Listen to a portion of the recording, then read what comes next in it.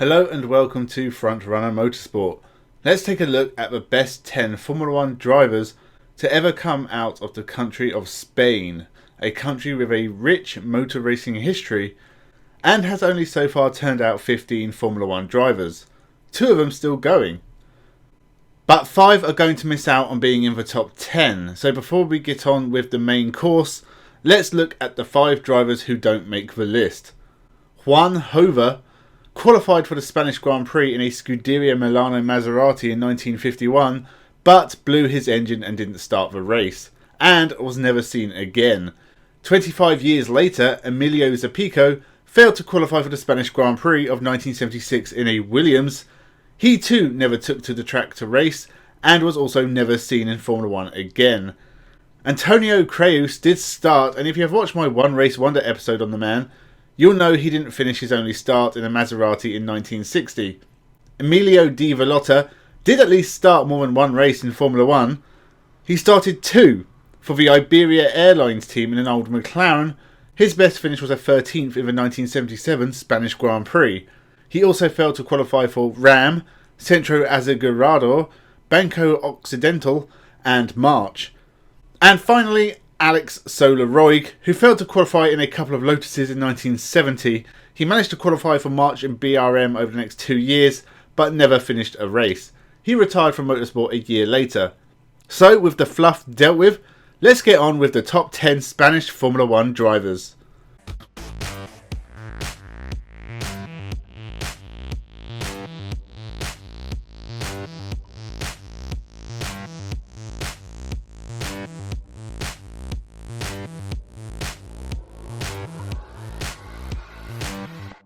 Welcome to Frontrunner Motorsport. Number 10, Adrian Campos.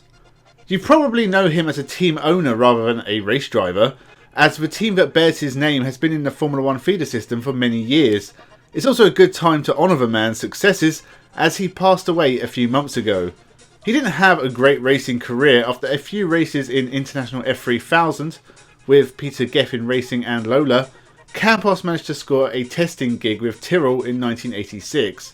A year later he made his debut in Formula 1 with Minardi, and in 21 starts he only finished 2 races. The Minardi cars were hideously unreliable, with a best finish of 14th in Spain in 1987.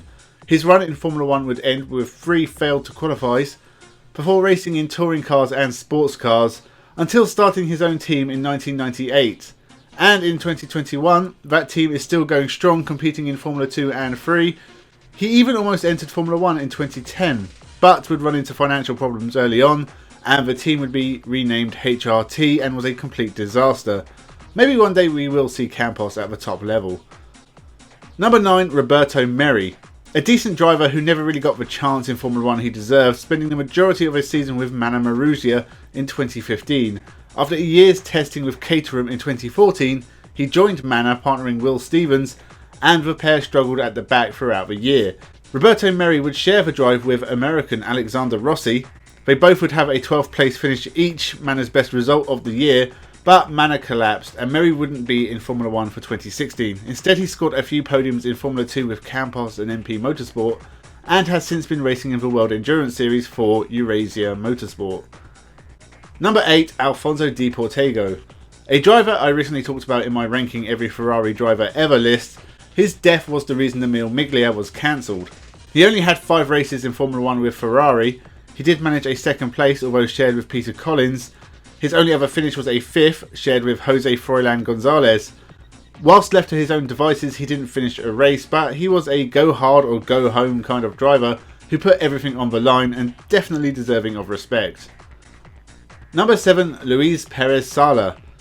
Was teammates with Adrian Campos at Minardi at the start of 1988, the first time 2 Spaniards raced together for the same team, and Perez Sala outpaced Campos. He was the team top dog, until Campos was replaced by Pierluigi Martini, after which Sala rarely managed to beat his teammate. He didn't score any points in 1988, but did manage a single point in 1989, but the car wasn't quick or overly reliable, and Sala struggled on to the end of 1989 but wasn't asked to come back for 1990. He would later win the Spanish Touring Car Championship a couple of times, and probably gave a lot of advice to his nephew Daniel Juncadella. Number 6, Paco Gaudia.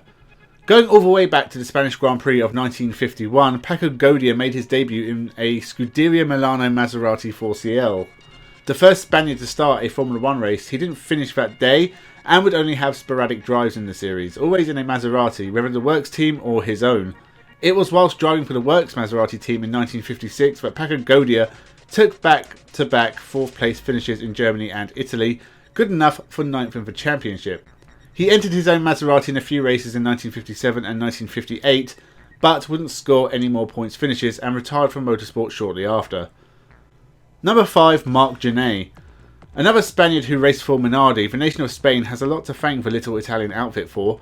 Marc Gené spent 2 years with the team in 1999 and 2000, both years outpacing his teammates on a regular basis.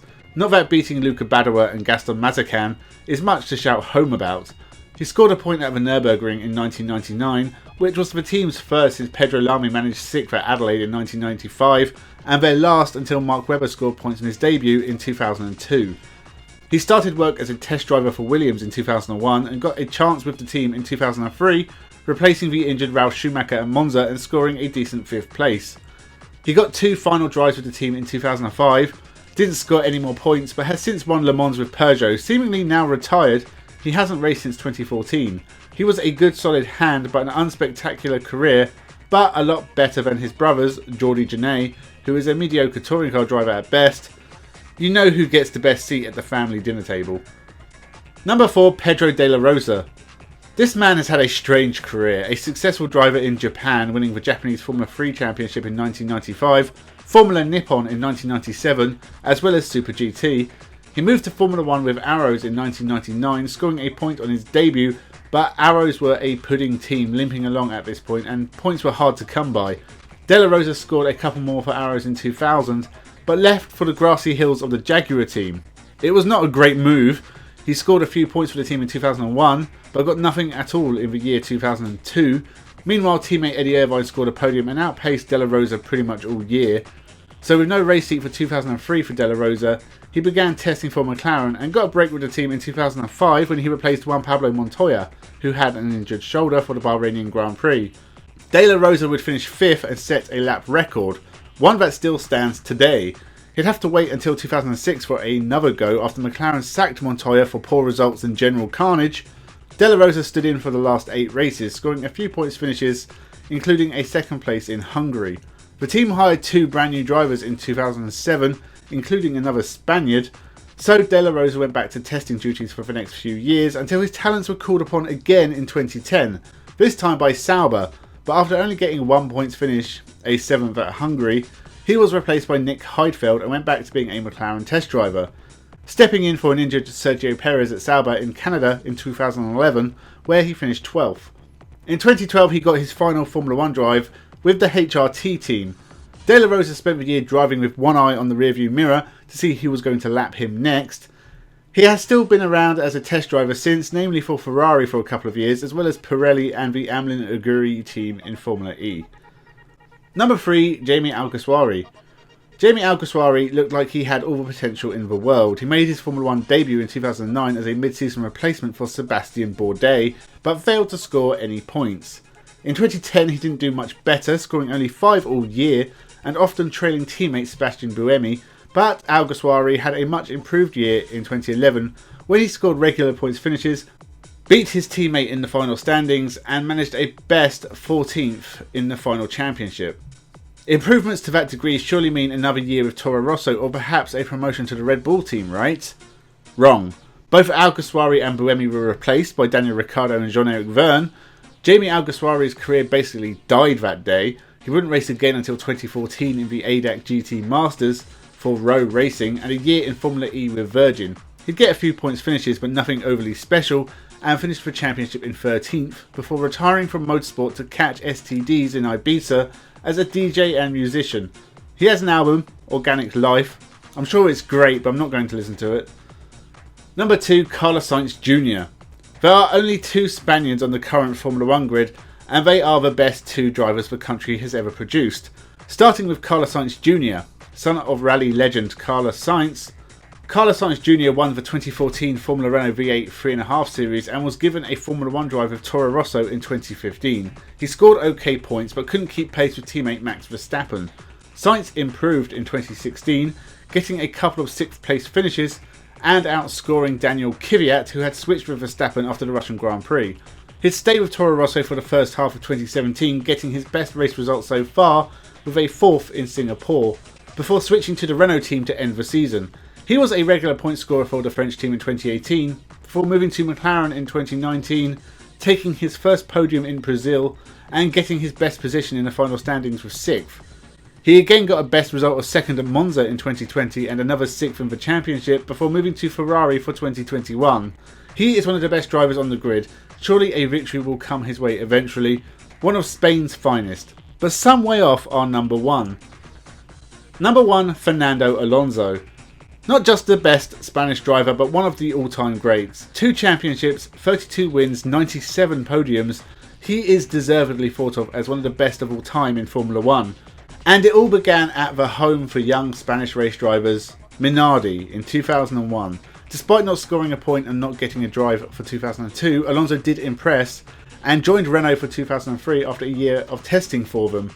He would win his first race that year in Hungary, before a challenging year in 2004 saw no wins but a decent 4th in the championship. It was 2005 that was the year Alonso claimed his place in the history books, winning the championship, ending the Michael Schumacher Ferrari streak and beginning a new age in Formula 1. He beat Schumacher again in 2006 and moved to McLaren for 2007. Had a really fun, happy year with rookie teammate Hamilton, losing the championship to Kimi Räikkönen, before returning to Renault for 2008. He'd win 2 races that year, but Renault weren't really on the pace. One of those wins was through Piquet Jr. taking a dive. A dismal 2009 saw only 1 podium and 9th in the championship, the worst since his debut season, and he got a dream move to Ferrari in 2010. Probably should have won the championship in 2010, but lost out to bad tactics that left him stuck behind Vitaly Petrov. After a mediocre 2011, Alonso again should have probably won the championship in 2012. He had a 29-point lead going into Japan, but when contact with Kimi Räikkönen took him out of the race, Alonso lost the championship by 3 points to Vettel. He finished 2nd to Vettel again in 2013 before a poor final year in 2014 that left Alonso 6th in the championship and seeking new employment. He made a shock return to McLaren in 2015 with a brand new Honda engine. It was a rough year. Alonso only got 2 points finishes and ended the year 15th in the championship. Steady progress was made over the next few years, but McLaren weren't competitive when Alonso left after 2018 to pursue IndyCar and Le Mans wins to complete the Motorsport Triple Crown. But he has returned to Formula 1 with Alpine for 2021.